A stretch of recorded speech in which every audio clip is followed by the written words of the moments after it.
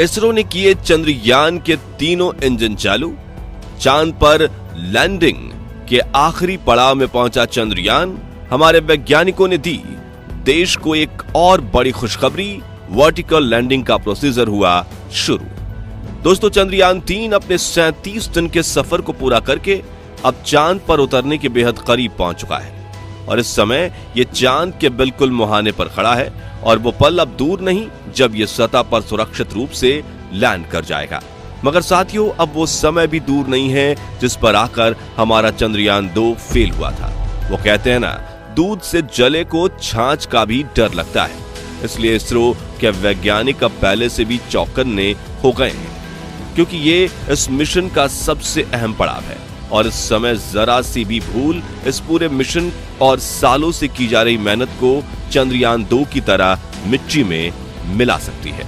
असल में जब इसरो हॉरिजॉन्टल की जगह वर्टिकल लैंडिंग को अंजाम देने वाला है, जो काफी ज्यादा मुश्किल माना जाता है। लेकिन सवाल ये उठता है कि इसरो ने चंद्रयान के लिए वर्टिकल लैंडिंग को क्यों चुना? इस समय हमारा चंद्रयान कहां पर है और इसने देश को क्या बड़ी खुशखबरी दी है?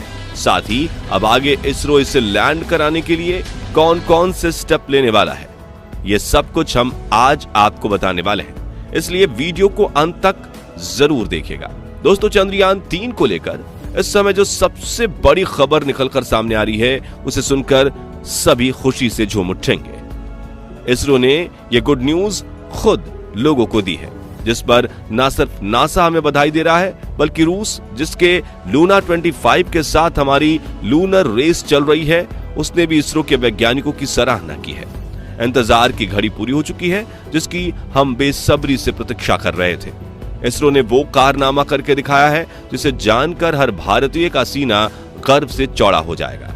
तो क्या है वो गुड न्यूज? चलिए आपको बताते हैं। असल में दोस्तों, इस समय हमारा चंद्रयान 3 चांद की सतह से सिर्फ 100 किलोमीटर की दूरी पर है और इसके चलते इसरो ने अपना आखिरी दांव खेल दिया है, यानी चंद्रयान 3 के लैंडिंग प्रोसीजर को शुरू कर दिया है। इस प्रोसीजर की शुरुआत प्रपल्शन मॉड्यूल और विक्रम लैंडर को एक दूसरे से अलग करके हुई है। दरअसल लैंडिंग में प्रपल्शन मॉड्यूल का कोई काम नहीं है, इसलिए उसको विक्रम लैंडर से अलग कर दिया गया है और अब आगे के सफर पर विक्रम लैंडर खुद अकेला ही निकल पड़ा है। इस प्रोसीजर के शुरू होते ही इसरो चीफ एस सोमनाथ ने इस मिशन पर काम कर रहे सभी वैज्ञानिकों से पूरी तरह चौकन्ना रहने और आगे के काम के लिए कमर कसने को कह दिया है, क्योंकि उन्हें अच्छे से पता है कि ये इस मिशन का सबसे मुश्किल फेज है। वैज्ञानिकों ने भी तुरंत ही विक्रम लैंडर पर लगे सभी सेंसर्स और दूसरी जरूरी लैंडिंग उपकरणों को ऑन कर दिया है। यहां तक कि चंद्रयान के उन 3 इंजन को भी चालू कर दिया गया है जिन्हें खास तौर पर लैंडिंग प्रोसीजर में इस्तेमाल करने के लिए लगाया गया है।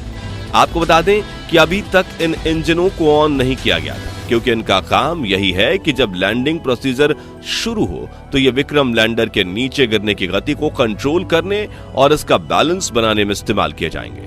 दोस्तों, इस समय चंद्रयान 3 चांद की सतह की तरफ फ्री फॉल कर रहा है, यानी ये चांद की ग्रेविटी की मदद से उसकी तरफ बढ़ रहा है। लेकिन यहां हम आपकी जानकारी के लिए बता दें कि चांद की ग्रेविटी पृथ्वी के मुकाबले करीब 6 गुना कम है। इसका मतलब यह है कि चांद पर हमारा चंद्रयान उस तेज गति से नीचे नहीं गिर रहा जैसे हम पृथ्वी पर चीजों को ऊंचाई से नीचे गिरते हुए देखते हैं। मगर यहाँ एक और चीज गौर करने वाली ये भी है कि चांद पर नीचे गिरते हुए एयर फ्रिक्शन ना के बराबर है।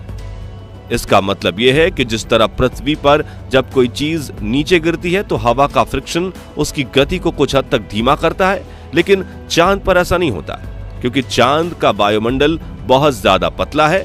इसलिए इस समय चंद्रयान के नीचे गिरने की रफ्तार इतनी ज्यादा तेज है कि इसे इसमें लगने वाले इंजन या कहें रेट्रो बूस्टर की मदद से धीमा किया जाएगा।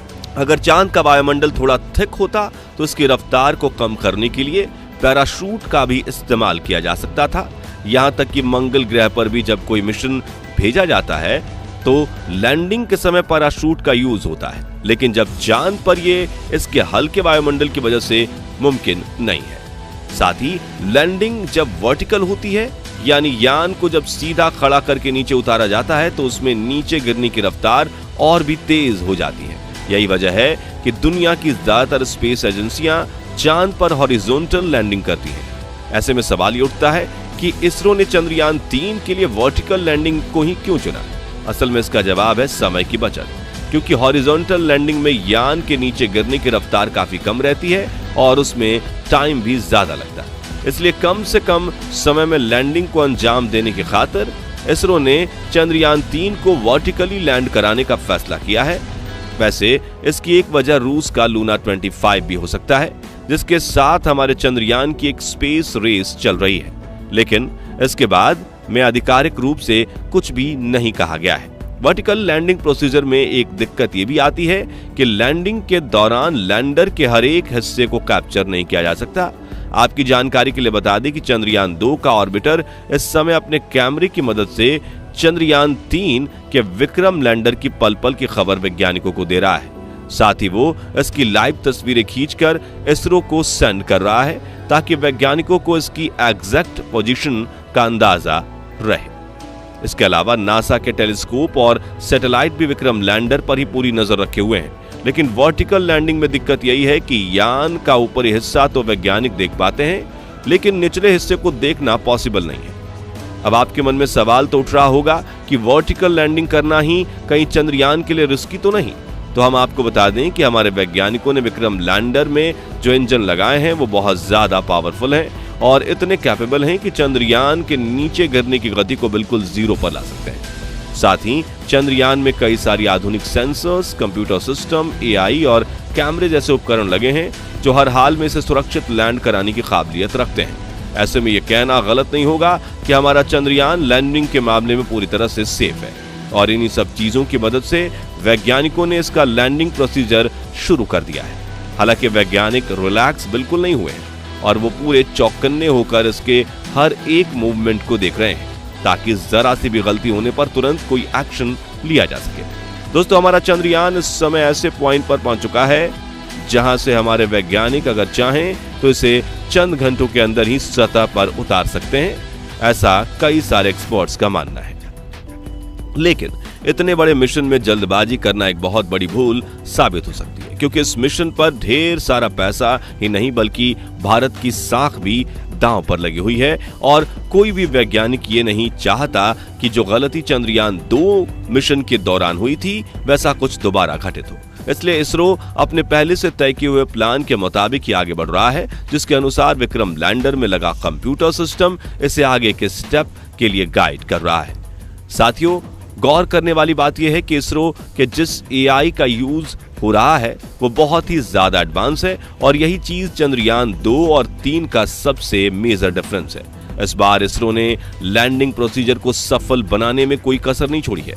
साथ ही हमारे वैज्ञानिक दिन रात लगातार इस पर नजर रखे हुए हैं, ताकि किसी भी तरह की कोई भूल होने की बिल्कुल गुंजाइश ना रहे। तो दोस्तों, अब वो दिन बहुत करीब आ चुका है जब हमारा चंद्रयान चांद की अंधेरी दुनिया में लैंड करेगा, और भारत का नाम इतिहास के पन्नों में हमेशा के लिए सुनहरे अक्षरों में लिख दिया जाएगा। वैसे आपको चंद्रयान और इसरो के इस कारनामे पर गर्व है या नहीं, हमें कमेंट करके जरूर बताइएगा। बाकी हमारी आज की इस वीडियो में बस इतना ही। वीडियो अच्छी लगी हो तो इसे लाइक और शेयर जरूर करना, और अगर आप चैनल पर नए हैं तो चैनल को सब्सक्राइब